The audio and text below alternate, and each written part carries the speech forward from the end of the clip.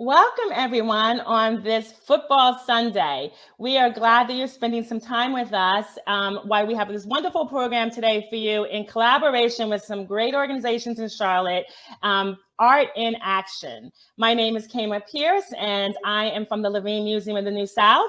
And it is my pleasure to introduce Keith Richardson from Charlotte Center City Partners to give us a little bit more details about today's program. Thank you, Kama. In June, the Charlotte Art League brought together more than 20 artists to Uptown to create works of art to express the pain, anger, and frustration felt in the aftermath of George Floyd's death, as well as to inspire hope and commitment to overcome the larger issue of systemic racism. Afterward, the League saw an opportunity to both preserve and use these works as a way to continue a local dialogue about this important issue. Therefore, they, along with the Levine Museum of the New South, the Mint Museum, the Harvey Gantt Center, Arts Empowerment Project, and us at Center City Partners have collaborated to create Building Bridges, Eliminating Racism Through Art. This panel discussion is part of this effort to highlight how art can both reflect the ills of our society, as well as move us forward to address them. I hope you enjoy today's dialogue. Thank you, Keith. Yes, we are excited to be part of this partnership, and we are excited to see where we're going to take it for the next year to make sure this important issue is talked about and that we partner with our local artists for this important mission. So without further ado, it is my pleasure to introduce our moderator for today, Natalie Allen, who is the CEO of the Arts Empowerment Project. She has a wonderful long bio, just like all of our panelists, but I'm going to direct you to our website at Levine Museum so you can get all of the details on everyone's background. And I'll let you take it away, Natalie. Have a great discussion. Good afternoon, everyone. It's my pleasure to be here with you this afternoon, and it's my privilege to host and moderate this panel today for this critical discussion about art in action. Today, we have wonderful artists and panelists here today, DeNeer Davis, Jim Dukes, and John Hairston Jr. And we'll just get right to it. Thank you so much for joining us today. Hi. Hi, everyone. Hey, everybody. Thank you for joining us today. Well, we're going to share with the audience a little bit about your backgrounds. We want you to join in doing that. If you can just, we're going to start, I'll just start with Jim, and we'll just go from Jim to DeNeer to John, and tell us about your a little bit about your critical, work and background in arts in Charlotte and beyond.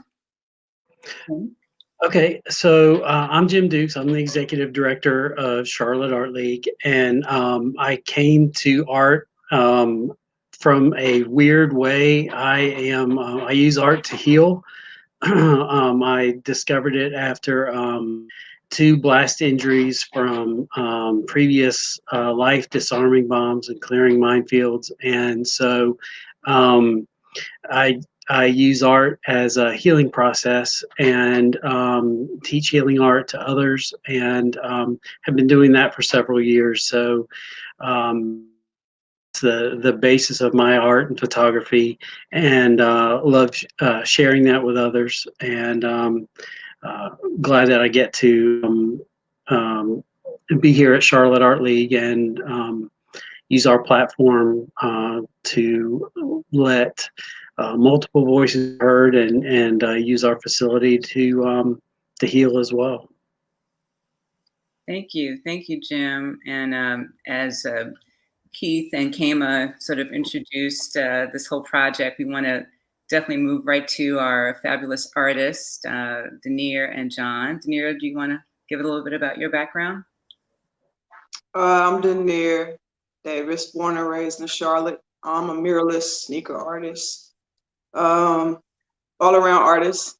I came about art through tearing my ACL. I'm trying to go overseas playing basketball, and art came from the depression that I had, not being able to play anymore. And now all I preach is love, self-love, love for everyone, love for all mankind. So that's what I do, and I love what I do.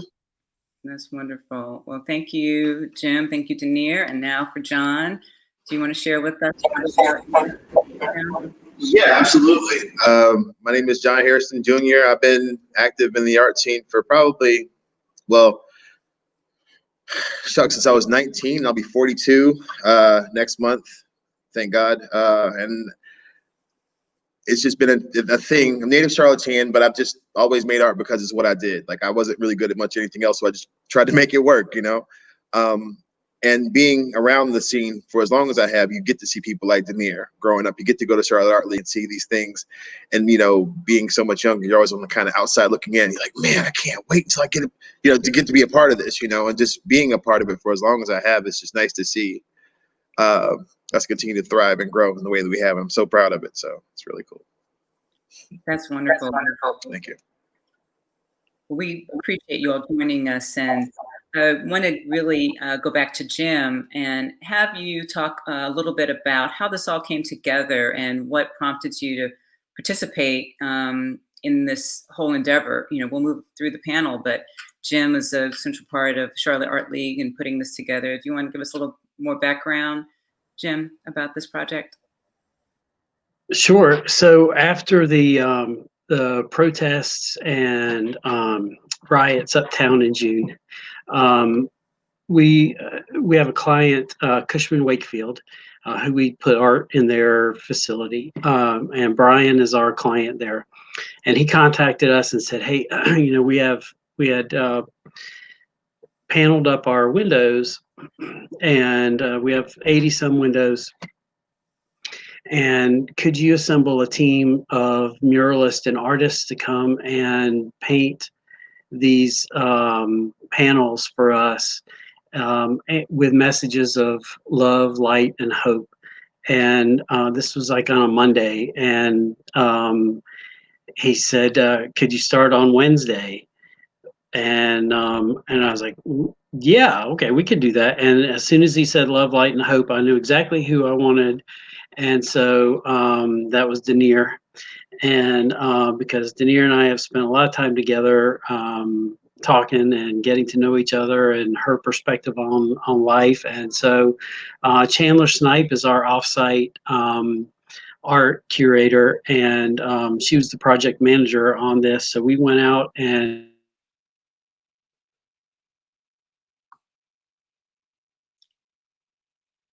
Uh-oh, I think Jim's frozen a little bit. Jim, can you hear us?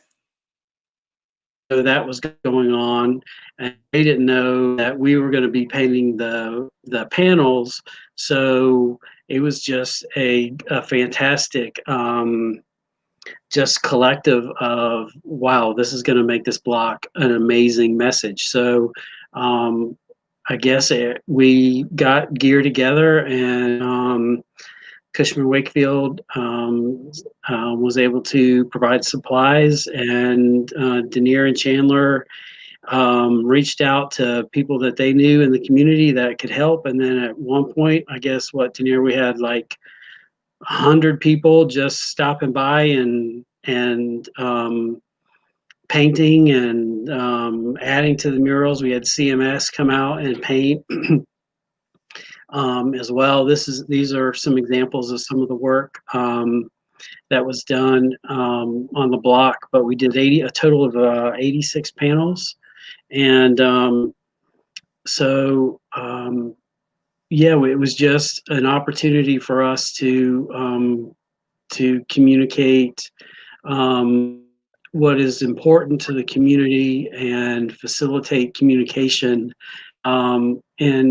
and starting that the important conversation about eliminating racism and systemic racism, not only here in Charlotte, and we've got the opportunity to be an example for other communities to use art in this manner. But you know, and the beauty of these panels is that they all communicate different messages, and to be out there when everybody was when the block was shut down and packed, people were talking and taking it all in, and families were realizing the magnitude of the importance and the history of what was going on, and taking family photos and engagement photos and graduation photos. And really, the beauty of this is the you're able to listen with your eyes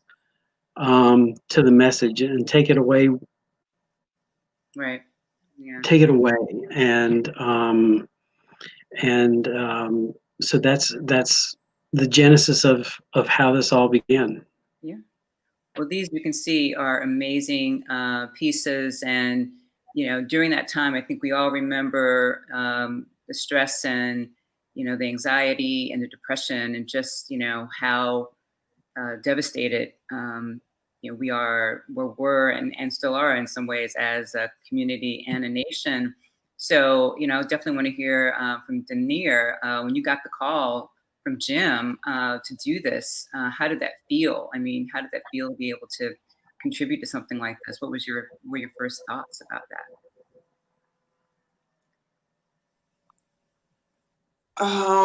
It's funny because when I got the phone call, I was laying on the floor looking at the ceiling, just about like thinking about, everything that's going on. And I missed the call.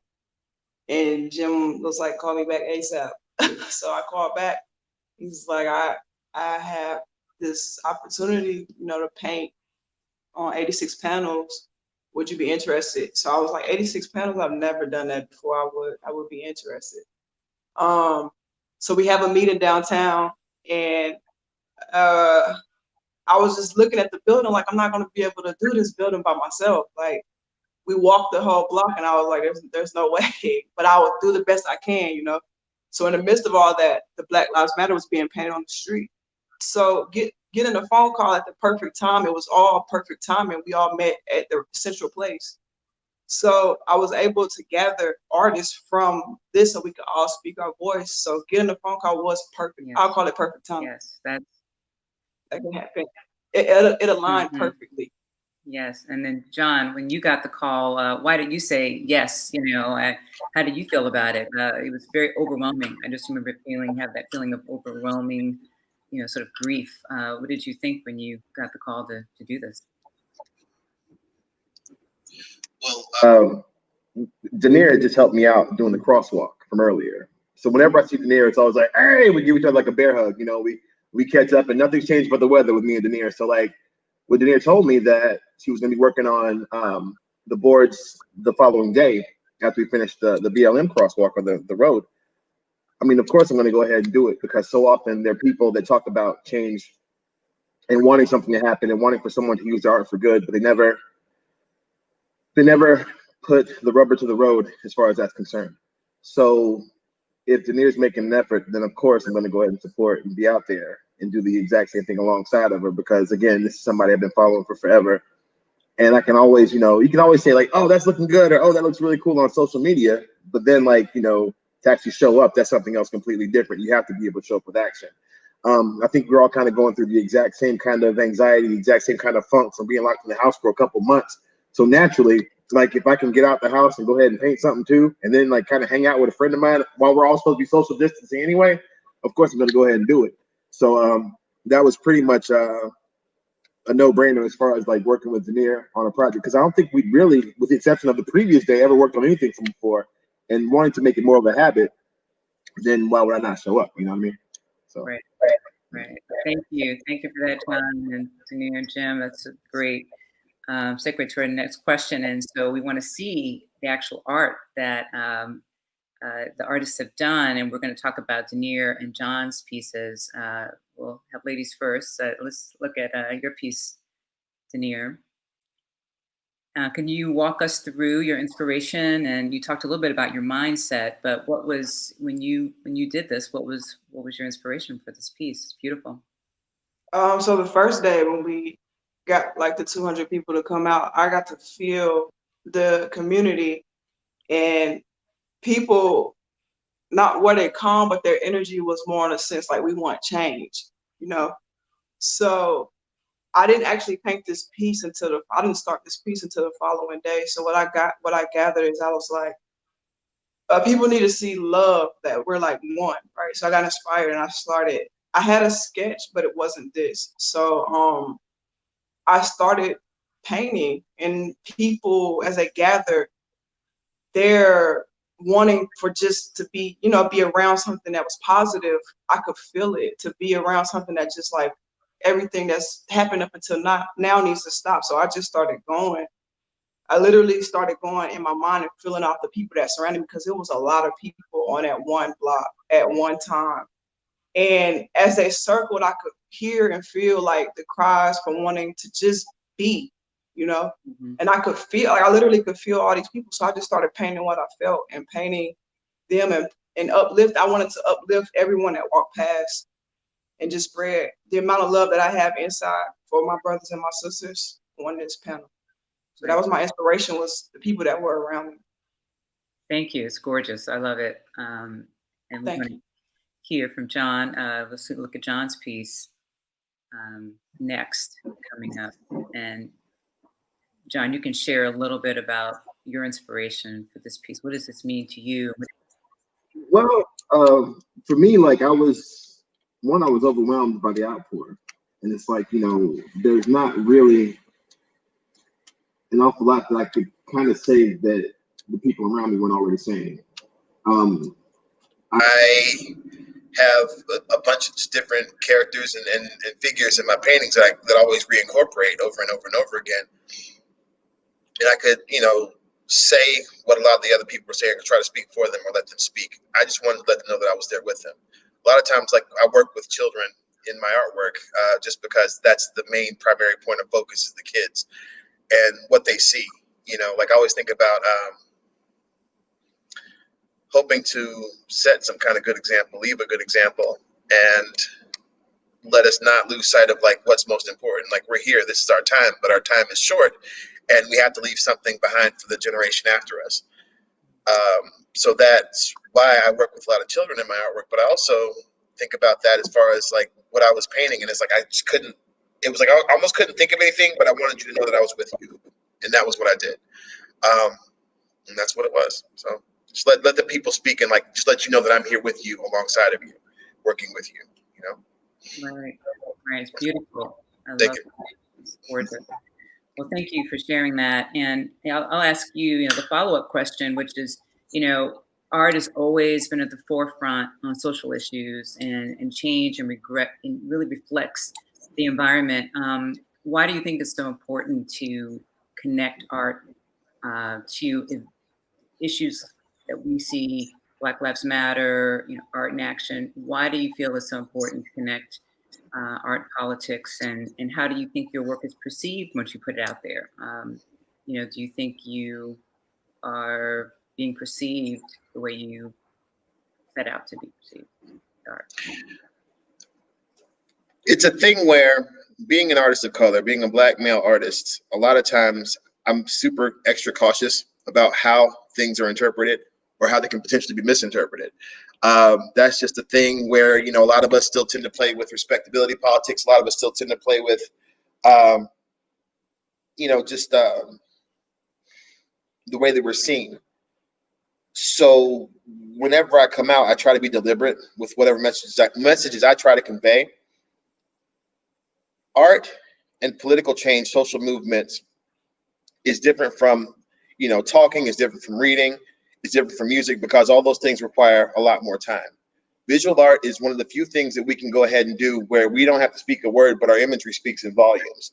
So in the same way I can sit over here and rap to you for like 15 minutes about something, the same way I can talk to you for 15 minutes about, we have dialogue for like 15 minutes about something. I can easily go ahead and say in like a painting, and you can take as much time as you want to. You can look at it as slowly as you want to, or just give it like a 5 seconds and gone if you want to. But you can't ignore it. Like public art, before it became commoditized by like a lot of local businesses, was always something that evoked change. And for a lot of us, public art was mostly about addressing social issues. We did that on murals. A lot of places in the underserved countries did that on murals. Now it's not really that so much, just like, something on the side of a brewery, and that's cool. And people kind of want that and kind of avoid, like the major problems, but we still use art to convey a message. A lot of us who still have something to say. So it is very important. And it's important that we don't lose sight of that, because it is powerful. It is impactful. In the same way that DeNeer and Jim were able to go ahead and bring, I want to say, dozens and dozens and dozens of people together, wrapped around that building completely. Like for a second, our differences didn't matter much. We all kind of had the exact same kind of agenda. We all worked together as a family and we unified. Music does that, but art really does that. You know what I'm saying? I mean, they both do it, but I'm going to beat my own chest. I'm not a musician. I'm a painter. You know what I'm saying? Like, but art does that in a way that a lot of mediums do not. So it is very important to go ahead and use it to unify. And I commend you guys for going ahead and doing that and making that work. So.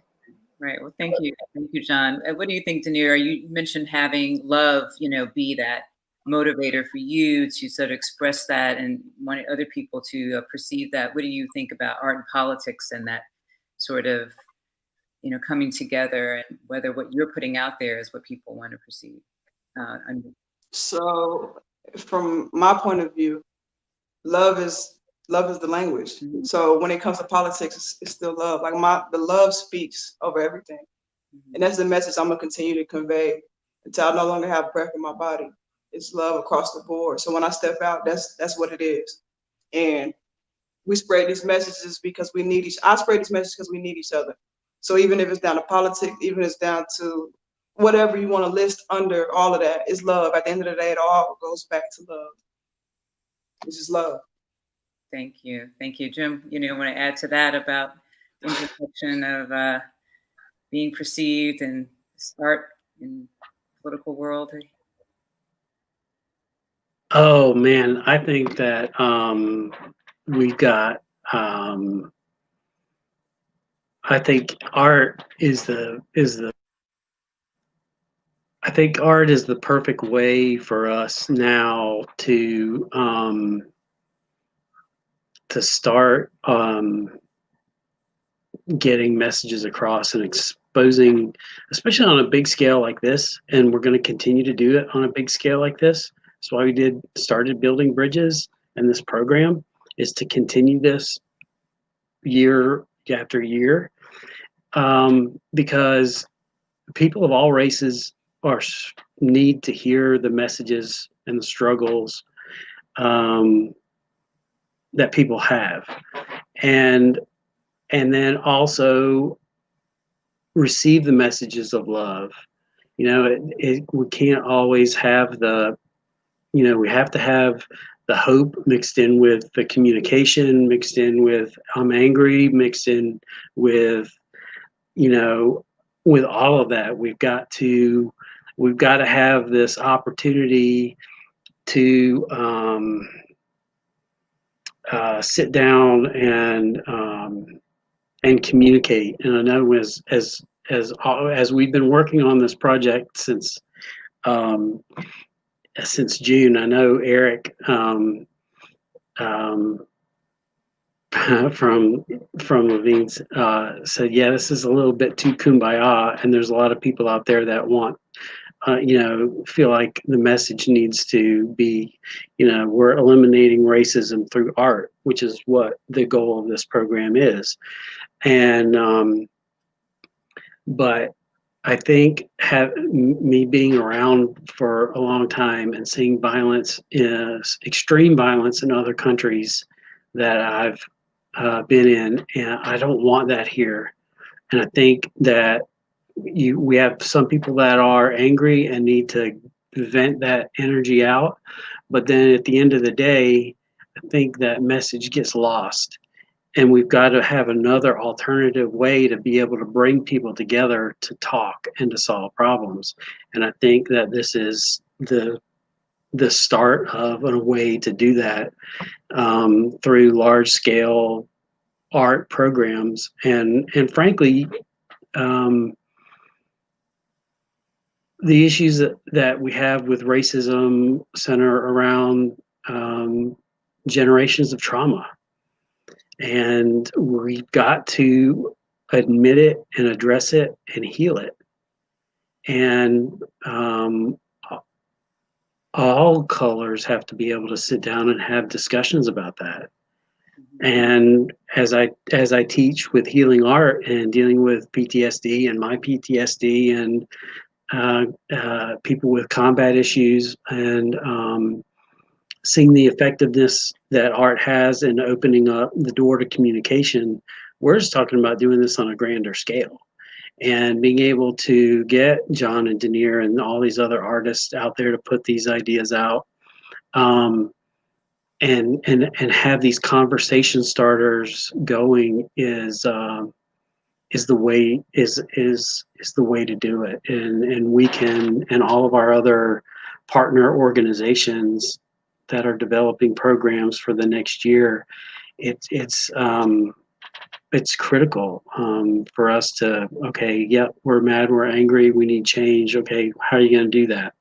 Okay, well, let's sit down and figure out a way to facilitate that conversation. Well, art can do that. And it's the best way to get people to talk is to stand behind an artist while they're working on a huge mural and just watch them paint. And then the next thing you know, two people that don't even know each other, Right. next to each other, talking to each other about the painting that's going on and how cool that looks. And, oh, I wonder what that's going to be. Or they just start commenting on the message, or how does this make you feel? Or, I mean, it's critical and can be properly facilitated in our community. Yeah, I agree with that 100%. And I appreciate you sharing that. And I want to turn to John. Based on the comment you just made, a lot of people feel that, these kinds of pieces or this expression of unity and love and all this, it's like too kumbaya, we really want to see, the heavy hitting, and that's important. We want to have the truth, of what's happening and express, the pain that we're feeling as a community, and people want to have that expression. So how do you balance that pain that has been imposed on communities of colors, particularly African Americans in this country, while really still trying to inspire all of your patrons and admirers and not alienate anybody, but really, keeping it real. People say, oh, you're not keeping it real because you're too kumbaya. I mean, I've heard that many times before. How do you balance that, the truth of what's happening and the pain, with your art, that, you talked about making it kid friendly and, how do you balance that? Do you struggle with that? What do you say to people about that? Well, to me, it's like this. You have two jobs. Every artist tends to have two jobs. You have the commercial job where it's just like, like your customer service, and you're not really as open with the clients about like the things that don't matter. Almost in the same way that you do whenever we're a board meeting, or like whenever I'm in my classroom, there's stuff I don't talk to about my students with, just period, point blank, Then you have your honest job, your job B, which is the work that is the stuff where you're getting your emotions out on canvas. And it's wild because, like, I can focus on the things that I hate, but a lot of times the things I love are way stronger than the things that I hate, if that makes sense. Mm-hmm. So I can talk about anxiety, I can talk about the trauma, I can talk about the fear, and I can address it and only focus on that. And that's what I did for the majority of the first, 15 or so years that I was actively painting. And I look back and like a lot of that stuff, and it's almost like it's still there. The hurt is still there in that canvas. You know what I'm saying? It's still there in the artwork. A lot of it makes me uncomfortable to look at just because it's a very vulnerable area. It's a very raw nerve. Like, I've healed from it, yeah.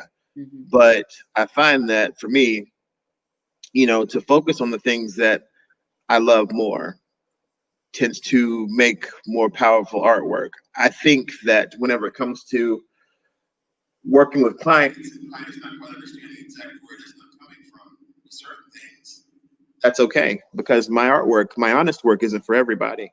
Mm-hmm. And that being said, like, if you want the more comfortable stuff that's more suited to your taste, then commission me. But if you're not commissioning me, then let me go ahead and make my work. And we can either agree and align, or we can disagree and you can go to somewhere else. Charlotte is full of artists, you know what I'm saying? There's always somebody, there's a lid for every pot here. That's right.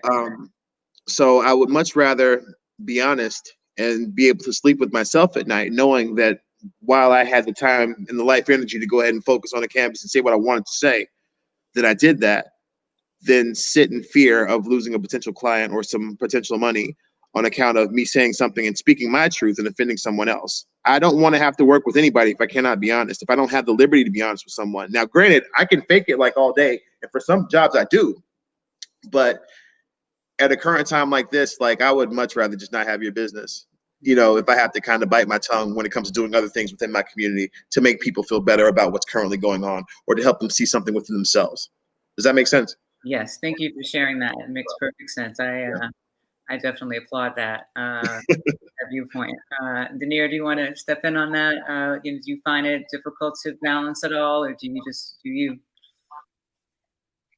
For me, it's more like speaking from my healing standpoint, because the things I speak on aren't really talked about in the Black community, right? So like I speak on like how I had, you know, mental health, and now I'm speaking from a place of love, how I heal. So it's gearing us for the healing part, you know. So for me, I don't have an issue because everything I do is geared around how I heal. So I'm able to tell the story, and it's like, wow, you know, like we can't see it. So I'm showing you the healing part of the journey in my work. So I haven't ran into an issue. And I agree with John. If I can't be myself, then it's not for me. You know, I'd rather not. And especially now speaking, because I'm so big on us growing, you know what I mean? I'd rather not take it. Like John said, there is a lid for every pot. You can have it. Thank you, DeNeer. Do you want to weigh in on this, Jim? You wanted to say something? Yeah, because I think we all go through that trauma, working on our trauma as we start out as artists. So what do we say to the artists that might be listening to this that are like, fuck y'all, I'm angry and I've got some shit that I gotta say. And I'm not there yet. What advice, because I'm the same way, I still work on my own shit. But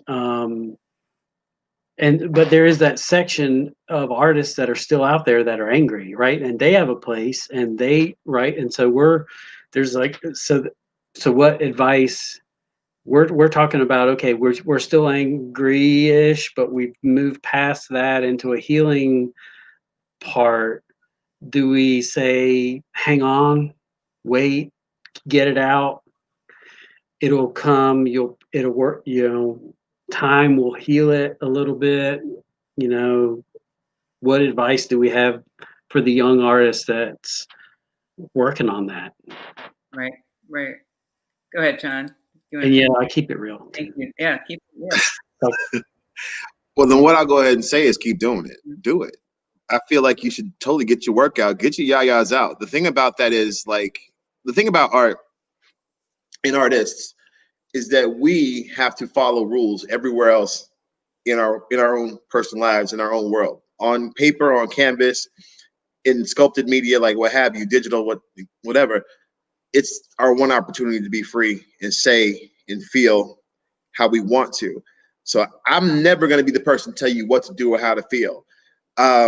Just know that, like, whatever you do, there's freedom of speech, but every freedom of speech has a consequence. So if there's something that you do where it can kind of be taken whatever kind of way, know that whatever energy you put out there, you'll get it back. Just be prepared and on your toes for whenever that happens. You know what I'm saying? Like, there's things that I think a lot of people do not understand whenever they make artwork where they deal with this stuff in pain. And if you're not wanting to talk about it, if you're not ready to talk about it, then maybe that's not something you want to go ahead and delve into, or you have the right to not discuss it. But the thing about that is, if you want for it to be seen, if you want for it to create a dialogue, be ready to go ahead and facilitate that dialogue and have those difficult discussions.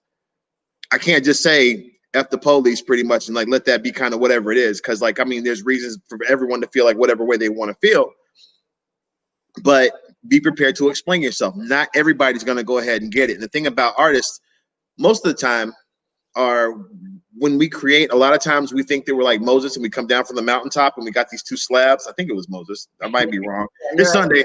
Yeah, okay. I don't want to go to hell. But like if you come down with the slabs, you know, and it's like, okay, this is what we should do. I come down with these 15 commandments, like History of the World Part 1, you know, and it's like, oh, 10 commandments. But it's like we come down and we talk about this, or we want to talk about this stuff, and it's like, you know, so often we're not used to being heard. Just make sure that whenever someone's listening to you, you got something to say and that you can be able to articulate yourself intelligently to where you're understood. Because so often we are misunderstood but you know, and we're oftentimes used to being unheard. Mm-hmm. So if you are striving to be heard, just make sure that whatever you say, you're able to go ahead and articulate it to the point that you're understood and what it is you're trying to convey via your art. So be mad, be angry, you know what I'm saying? Like, take that garbage can, throw it through the window visually.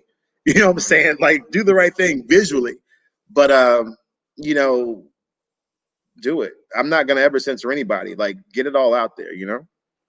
Yeah, it's hard getting it out there, and you know, keeping it, you know, appropriate or Right. PC or politically, you know, correct. And there's a venue for all this now, mind you. So whenever we start talking about doing this publicly now mind you, you don't do the same thing publicly like all over like the wall situation, like how, like, you know, that's your studio practice. That's not public platform, if that makes sense. You know what I'm saying? Like, use some discretion whenever you're doing whatever it is you're doing. That's the only thing that I would suggest. That's pretty much it, you know? Did you want to add something to that, Jim? Yeah, and if you're working on getting it out and you're not quite ready to have that discussion yet, keep those canvases and just set them aside. And then when you're ready to have the discussion, then break them out. And then because the police pieces may not be ready you may not have that dialogue ready. You may have the feelings ready, but if you're not ready to articulate it yet, then, you know, save it. And then Right. Readiness is a big issue, having that readiness. Do you want to say something, DeNeer? You're nodding your head. Do you want to add to this? I'm just agreeing with I think John took the words out of my mouth, you feel me? But one of the things too is, as artists, since we're always evolving, that's what we do. Even since meeting, you know, even since watching John work, and he's been doing it since he said 19, I've seen his evolution, you know. So since we're always evolving, if it's F the police today, you know what I mean? As you grow, you'll look back into why you felt those. Then you'll, like as Jim said, you'll be ready to discuss why you felt the way you felt then. You know, like, I'll use me as an example. I'm ready to discuss why I feel now because previously I've had encounters, you know, and I painted it prior. So we're always evolving and blossoming. And like John said, use your discretion. Studio work, everything isn't meant to be publicized on a wall or put on a sidewalk or stenciled on a trash can. Use your voice, you know, in a way that we all can hear you and understand you, since you are evolving. Your angry art as a starting out artist, plaster it around your studio and watch yourself grow, you know. That's great advice. That's wonderful advice. So, you know, we're talking about, you know, art reflecting the community and the environment around you all, and then having your art, you know, put back out into the world. John mentioned about, you know, like the concept about not being heard, you know, maybe being marginalized. Artists of color are often marginalized from the larger art scene. What do you want to see, and what would you like to see happen to address the marginalization of artists of color? That's been a huge issue in this community and beyond. Is there a way? Is there a path? Do you have a feeling about that? DeNeer, I'll start with you. You know, to dovetail on what you were just talking about. I think it's more in a sense you getting in the community, like especially now, the voice now is so powerful, right? So it's getting in and let them know that they have a voice because it's been, you know, silenced down for so long. Now is the time for you to come out, but also balancing your emotions, because right, we're in a high emotional state, right? So you don't want to get to a point where it's I've plastered up my emotions and now they're going to shut me out. You want to be smart about how you're using your voice because we haven't been able to for so long, you know? So it's like, let's be smart about it. When we get in the community, let's come together because community is unity. Let's come together and create that power, create that voice we want to hear, you know, out and have it grow. So we can have these these kinds of conversations. Right. Stuttering. That's right. John, did you want to add to that? I started writing some notes down because I was like, oh, I got a lot of stuff. I run my mouth a lot. So no, this is great. I love it. I talk too much. That's my problem. My students hate it. They're like, oh man, Hairston talks so much. No, the thing that going back, what we can do, what we like to see. There's a progress that's happening. It's a slow progress that's happening, but Black folk are used to like slow progress. I feel like we know slow progress better than anybody whenever it comes to most things. And I can say that, and Jim, you families, we could talk about this all day. You put together opportunities, you good. But there is a slow progress that's happening, and it's slowly gaining momentum. I think the thing that we need to worry about now or focus on now is that it's something that's more authentic and not something that's done more as a performative gesture. You tend to see a lot of places around the city now who are grasping for straws as far as like, finding, Jim made a face, that's a spicy take. That's a hot take. Nah, but but there are a lot of people that are kind of grasping for straws as like far as like trying to find Black representation because it was never there. So it's like now you're wanting to call these people off the bench that have kind of been in the periphery for years, and it was never really a thing until something happened where there was a hot button issue that brought people to saying, wait a minute, let me go ahead and notice these other artists of color and putting them up on a wall. And even still, like putting artists up on a wall, giving them the exposure doesn't necessarily mean that the artists are actually able to thrive or they're eating. That's another thing that we don't think about or consider, as far as leveling the creative playing field, it is something where there is more balance. I think a lot of times, especially with the creative class, we tend to be a lot more liberal with our views as far as how we see people because we are moved by art. I feel like the art buyer tends to be a bit more conservative in that manner, though. I think they tend to be a bit more of a kind of staunch person with where their money goes. So we can do exposure like all day, but like, what can we do to go ahead and make sure that artists of color are actually able to support themselves in eating? That's another question, because we can show in whatever gallery and call it whatever show we want to, but like, if we're opening up a gallery and I hang the artwork over there and then I take it back home and nobody's actually able to buy it or support the arts, and that's something else altogether different. There is a new tide of young Black talent that's on the horizon, and it's been an exciting thing to see because it's doing its own thing, not necessarily with us, not necessarily without us. It's just doing its own thing. It doesn't care if we acknowledge it or not. It's very hip hop the way it's working, very punk rock the way it's working. So it's coming, but as it's coming, we just have to be aware of what it looks like and be able to embrace it whenever it does come. Like, moving forward, I would love to see more representation in the galleries, and there is some. But then I think about the higher galleries, the places where there are actually people that collect the artwork. I would like to see more of that balance the farther we go along. Art League is doing their thing. Like, I've been rocking with Charlotte Art League since Carlina was alive. Carlina is one of my favorite artists in the whole world and still is, rest her soul. And that's always been a thing. But then you start talking about these other places and they're also still very segregated, or they have their own people of color there, but these people of color are the ones that kind of play that game. They provide the sort of entertainment aspect whenever it comes to like the visual art. So it's like something where it's not just art, you got to do a whole show also and a bunch of other stuff alongside of it. That's either here nor there, but we'll get into it.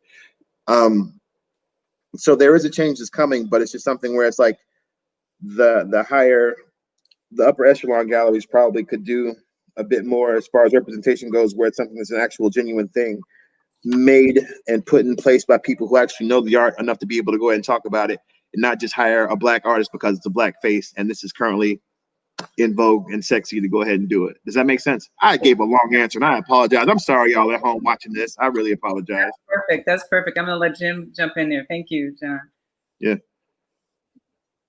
Yeah, I guess I look at it from spending 4 years with the UN Security Commission, and I'll tell everybody and told everybody here, desert with people from different countries, Pakistan, India, Australia, and our responsibility was to keep each other alive. And didn't matter what country you were from or what color you were. You got my back. You're going to keep me alive. Great. I'm going to keep you alive. And so, as far as I'm concerned, the more culture we have here at the Art League, the more spice it adds to the soup, and that's the very first thing that I was focused on is how can we make this better? And you know, and I like where we're at, and I like where we're going, and I love where we're at in our community, and the potential to involve so many different cultures that are right here around where we're sitting. So we're doing that now with our we have a community liaison committee that is working within the community to let them know we're here and what we can do and bring them in. And I want to find the really cool artists that we don't know who they are and where they are and from what corner of the world they're from. I want to know you and I want you here. And that's what we're all about. Thank you, Jim. DeNeer, did you want to weigh in any more on this issue? Just pretty much continue what you're doing, Jim, because I know as a person who we grew up just, you know, playing basketball or sports, sports or music, and to be able to go into the community and let them know, like, hey, I'm an artist and I'm an artist of color, and I actually do murals and I actually do sneakers, and I'm an entrepreneur and this is what I do, and teaching those young kids that you don't have to be what our stereotype is, and that there are programs out there, and that taking them to the museums and showing them, you know, hey, if you continue to work and do what you do, it's just being that voice, you know. So I just wanted to piggyback off of what John and Jim said. John said a lot. He said enough for all of us, you know. So he's taking the words out of my mouth. No, that's great. That's great. I appreciate all the comment and really, you know, really transparency. I mean, this is a conversation. This is what it's about. This is what we're supposed to do, is to really, you know, raise our voice. This is the time to do it, and this is the vehicle. So I don't be shy. I just want to, because I 100% agree with John when he says, you know, like, now is a heightened time for, you know, Black artists, and it's like, well, when it's all said and done, how do we teach them to keep furthering? You know, like, they might get a wall, but then what? You know, right. they might write something on that wall, but they have more to say. Then what? What opportunities have we created for them? What happens after? Yeah, right. After that moment, you know, is it a one-off, or are we taking it to the next level? And you know, one question I have, I've never worked with John, but I've worked with DeNeer before. Jim and I have crossed paths, and we're working together right now. My nonprofit is the Arts Empowerment Project, which I founded years ago, and we are breaking the cycles of violence and trauma and opportunities, and doing it as artist vehicle to ignite change in vulnerable youth. So this is really important. And, you know, with youth watching, listening to you, seeing these images, it's important to me and my organization that we sort of propel the future, which is our children, you know, have these kids put into them. What would you say? And I know you mentioned, John, you work with a lot of kids. DeNeer and I have worked together with, children, with your sneaker art, which was amazing, and they love that. So, what would you say, and Jim, too, you can weigh in here, to kids, to young people who want to lift their voice, but maybe, afraid to do it, may feel like, where's there an opportunity for me to express myself and potentially make a living? What would you say to them? I'll start with John. When you talk about, to your kids, I know you say you don't mention everything to your kids, but, inspiring them, to me, that's so critical to our future. What do you think about that? Well, what I would say first and foremost is, if you don't say it, then who will? So there's that, there's in the day and age where so many of us model ourselves after celebrities, athletes, entertainers, what have you, some of the most revolutionary things that you can do, one of the most revolutionary things you can do is speak from self and not be a warmed over version of what you've already seen from before. And even if you do, like, what's your take? Everybody's story is completely different. But if you don't at least try to tell your story, then no one will ever know your story. So you can't complain about how you're not heard if you don't try to speak up. Mm-hmm. And that goes for anything. That goes for fashion design, clothing, illustration, fine art, like you name it. And the question is like, where do you start? It's like right now we have a supercomputer pretty much right here, like in our hands, that gives us almost limitless, infinite information. Mm-hmm. And it's nothing to reach out to your favorite people. A lot of times on social media, like a lot of kids like reach out to me via Instagram, the website, or what have you. And I reach out to people that I admire as well. And I ask questions. You can Google this stuff. If you can look up, whatever level Super Saiyan Goku can turn into before he gets blonde hair, or like what kind of Harry Potter speak he can go ahead and say to talk to snakes, whatever else, what kind of Jedi Luke Skywalker was. You can definitely look up career paths and choices and things you can go ahead and get into. And also, I know that some teachers aren't as good as like others, but like you can also talk to your teachers if you wanted to about certain things. Mm-hmm. There are always people that come by to speak at the schools and assemblies, or at least there used to be before all this other stuff happened. But you can talk to these people and definitely pursue it. But I think for me, like, there's so much information out here and there's no excuse for us to not be learning something, to be able to apply it. Everything is so user-friendly now. If you want to be a musician, you can go ahead and do it online if you wanted to. If you want to, be a cartoonist, you can print your cartoons online if you want to. I follow several like self-published cartoonists. If you want to be a painter, you can do it that way. YouTube channels, influencers, etc. So there's ways out here. There's more venues that you guys have now, or young people have now, than I did back in like 1998. So like, it's the exact same kind of thing, like make it work that way.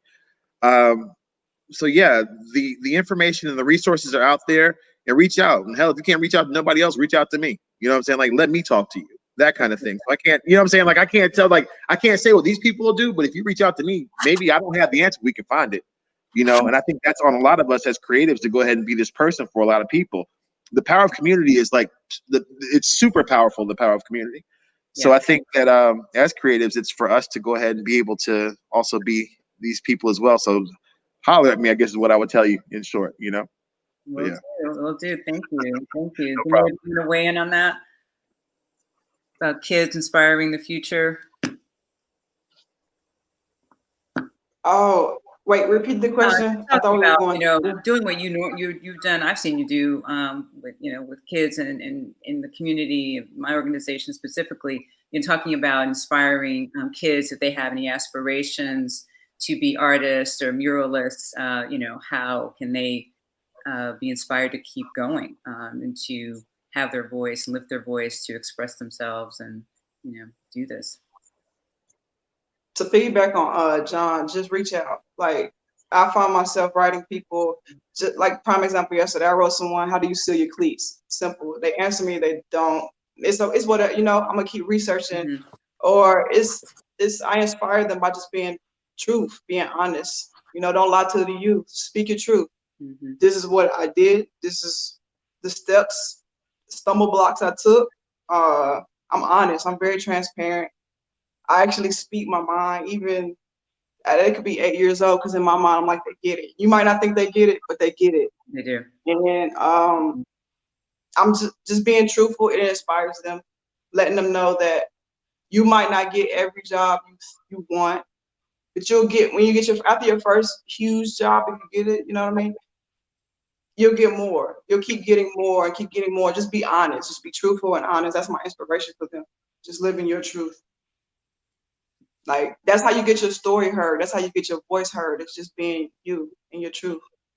Thank you. Thank you, DeNeer. Did you want to add something to this, Jim? We're about 5 minutes up to our time. I wanted to have any extra questions too. I'm looking in the chat. Sure. I would say don't be afraid to try anything low tech. So don't give yourself any excuses to not express yourself. Some of the best artwork and designs, say, go back and look at Da Vinci. That was pencil and paper. You got a pencil, you got a piece of paper, you got something on your mind, get it out. You can start there. It doesn't have to be $60 worth of paint materials. If you're limited, just start, and then just keep going and just working on your ideas and thoughts and concepts, and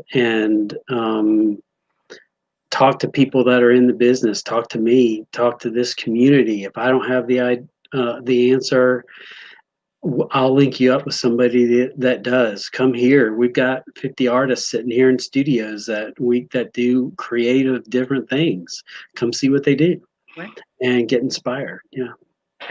Excellent point. Well, we're going to wrap up shortly, but I do want to touch on and have each of you give us sort of like that hope for the future. The big push this program that we're doing is building bridges to eliminate racism through art.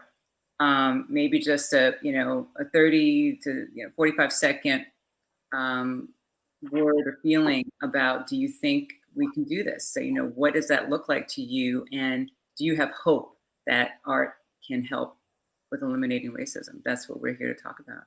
I'll start with you, Jim, since you're just wrapping up your conversation, and then we'll go to DeNeer and then John. Oh, I've definitely got hope. If I didn't, or we wouldn't start. I would rather give this 110% effort than our community angrily devolving into some kind of civil war, because I've seen it, and it's ugly, and this community is not prepared for violence like that. Let's not go there. Let's love and learn how to communicate, and that's more effective. So next weekend will be on the Black Lives Matter mall on North Tryon, October 31st, November 1st. So you can see I think we've got 26 of the panels will be on display out there. We'll have open mic poetry with Josh Smalls and a big group of poets, and on track DJ will be out there Saturday from 2 to probably 5-ish or so. But these panels will also be up for auction. That's wonderful. Well, I invite everybody to look at that. DeNeer, 30 seconds. Do you think we have, this is hopeful for eliminating racism? Yeah, it's very hopeful. It's hopeful for not only Charlotte, but around nationwide and international. Realistic, John? Is this realistic to you? Something that's aspirational or realistic? It can be. It can be. I'm hopeful as a hopeful individual, but like I'm also reminded that people aren't as evolved as a lot of us are. So like there's that we have to kind of work and deal with. But I feel like without hope, all is kind of lost. So we have to kind of hold on to that to make things at least be at least responsible for our side of trying to hold it up to try to make a difference in that way. So like while there are people that I am not very hopeful for, I'm sure that the majority of us will all be able to go and get along and make things work in that manner, Wow. Well, thank you so much. This is a wonderful discussion. I can't wait until next weekend, and we're all going to look forward to seeing all these pieces on Tryon. And I want to thank our partnering organizations, the Charlotte Art League, the Museum, the Harvey B. Gantt Center, the Arts Empowerment Project, Charlotte City Partners, Levine Museum of the New South. Thank you so much. And we'll look forward to seeing everyone come out next weekend, and check the chat, check our website for more information and more details. Thank you all for joining us. Thank you, DeNeer, John, and Jim. Thank you. Have a wonderful rest of your Sunday. Thanks. It's been a pleasure. Take care.